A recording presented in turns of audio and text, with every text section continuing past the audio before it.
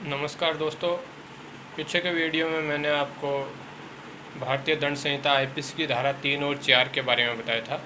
ये दोनों ही धाराएं, धारा 3 और 4 बहिर्प्रादेशिक क्षेत्राधिकार से संबंधित है। तो आखिर ये डाउट आ रहा होगा कि अगर ये दोनों ही बहिर्प्रादेशिक क्षेत्राधिकार से संबंधित हैं तो ये दो धाराएँ क्यों हैं, इनमें क्या अंतर है। तो इनमें जो मूलभूत अंतर हैं वो मैं बता देता हूँ आपको। इनमें पहला मूलभूत अंतर है कि जो धारा 3 है वो भारत से बाहर किए गए अपराध जो कि इस संहिता के अंतर्गत आते हैं उनके दंड का प्रावधान करता है, और धारा 4 जो है वो इस संहिता का भारत के बाहर किए गए अपराधों पर विस्तार से संबंधित है, इस संहिता का परिवर्तन से संबंधित है जो भारत के बाहर अपराध किए जाते हैं। धारा 3 तथा धारा 4 में जो दूसरा अंतर है वो ये इस प्रकार से है कि धारा 3 है वो भारत से बाहर किए गए किसी भी अपराध के लिए जो इस संहिता के अंतर्गत दंडनीय है उसमें कोई भी व्यक्ति हो सकता है, चाहे वो भारतीय हो या कोई विदेशी हो।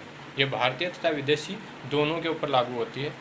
लेकिन धारा जो 4 है वो 3 प्रकार से लागू होती है। तो पहला उनमें पॉइंट है धारा 4 का कि किस किस के ऊपर लागू होती है, कि भारतीय व्यक्ति द्वारा भारत के बाहर किए गए अपराध के लिए। दूसरा है किसी भारत में रजिस्ट्रीकृत पोत या विमान पर किसी भारतीय या किसी अन्य व्यक्ति द्वारा किए गए अपराध के लिए।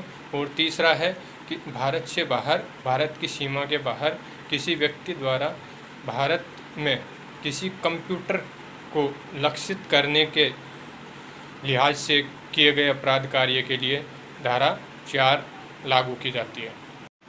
धारा 4 में मैंने जो आपको बताया, इसका पहला पैरा बोलता है कि किसी भारतीय व्यक्ति द्वारा भारत की सीमा के बाहर कोई अपराध किया जाता है उनके संबंध में, तो इसमें केवल भारतीय व्यक्ति ही शामिल होंगे।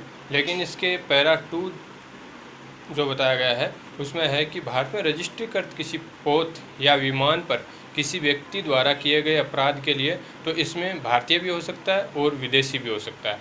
इसी प्रकार इसके पैरा 3 में जो बताया गया है कि भारत से बाहर किसी व्यक्ति द्वारा भारत में स्थित किसी कंप्यूटर को लक्ष्य करने से संबंधित जो अपराध कारित किए जाते हैं इसमें भी भारतीय और विदेशी कोई भी शामिल हो सकता है।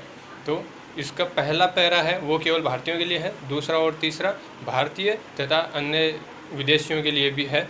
तो इस प्रकार धारा 3 और 4 में ये मूलभूत अंतर हैं जिनकी वजह से इनको हम अलग अलग पढ़ते हैं।